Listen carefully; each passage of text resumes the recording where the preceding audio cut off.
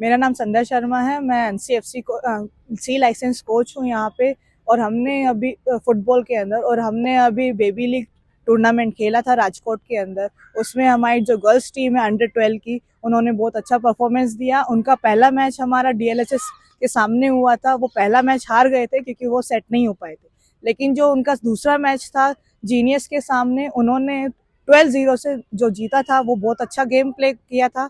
उसमें सेट हो गए थे। उसके बाद उनका जो सेमीफाइनल था, उनके सामने अवध स्टार करके टीम थी राजकोट की, वह उनसे जीता था 3-0 से।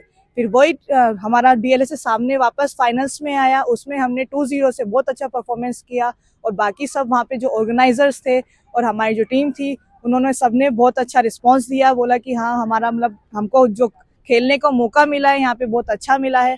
हम लोग चाहते हैं कि और अच्छा उनको मौका मिले, क्योंकि अंडर 12 की जो कैटेगरी की गर्ल्स होती हैं वो छोटी छोटी होती है, उनको अपॉर्चुनिटी गर्ल्स को इतना नहीं मिलता है। तो हम चाहते हैं कि गर्ल्स के अंदर भी हम लोग सपोर्ट करें गर्ल्स को, ताकि वो अपना रिप्रेजेंट करे जामनगर को, स्टेट को, नेशनल को रिप्रेजेंट करे, ताकि हमारा गर्ल्स का जो फुटबॉल है वो भी अच्छे से इम्प्रूव हो जाए। और कौन सी एज के टीमों ने भाग लिया था उसमें अंडर 8, अंडर 12, अंडर 10, ये 3 कैटेगरी थी गर्ल्स की भी सेम।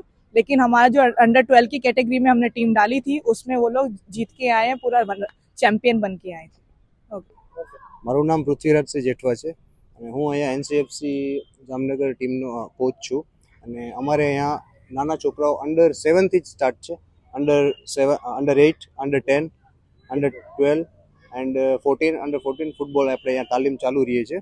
અને દર વર્ષે આપણી અહીંયાથી ઘણા છોકરાઓ જે અલગ અલગ ટુર્નામેન્ટ્સમાં પાર્ટિસિપેટ કરે છે. હમણાં જસ્ટ રિસન્ટલી રાજકોટમાં જીનિયસ બેબી લીગ ટુર્નામેન્ટ થઈ હતી. એમાં આપણા અંડર 8, અંડર 10 અને અંડર 12 ના બોયઝ એન્ડ ગર્લ્સ બે પાર્ટિસિપેટ કરેલું હતું, જેમાં આપણે અંડર 8 રનર્સ અપ થયા હતા, એટલે સેકન્ડ પોઝિશન આવી હતી. એમાં આપણા છોકરાઓએ બહુ સારું પરફોર્મન્સ કર્યું હતું. અને એના ભેગા ભેગા આપણે ગર્લ્સની ટીમ હતી અંડર 12ની, જે અત્યારે ફાઇનલ જીતેલી છે આપણે, અને આપણા ક્લબનું નામ બહુ રોશન કરેલું છે. કઈ પ્રકારના મેચ રહ્યો તો રસપ્રદ શું વસ્તુ રહી છે? અહીં છે ને એક લીગ ટુર્નામેન્ટ, રાઉન્ડ હતા? हाँ લીગ ટુર્નામેન્ટ હતી. એમાં અલગ અલગ ગ્રુપ્સ બાટેલા હતા અને એમાં अलग अलग ग्रुप्स बांटेला था. सपोज 4 टीम थी अंडर 8 में वन ग्रुप में, और अंडर 12 में सेम 4 टीम्स थी. और उस हिसाब से उस इज हिसाब थी આપણે આ ટુર્નામેન્ટ અહીંયા યોજાયેલો હતો. અને અંડર 8 માં આપણે ટોટલ આપણી ગ્રુપમાંથી 4 ટીમ હતી. આપણે ટોટલ 4 મેચेस 4 મેચ રમેલા હતા. એમાંથી પહેલા 2 લીગના મેચेस હતા અને એના પછી સેમીફાઇનલ અને ફાઇનલ હતું.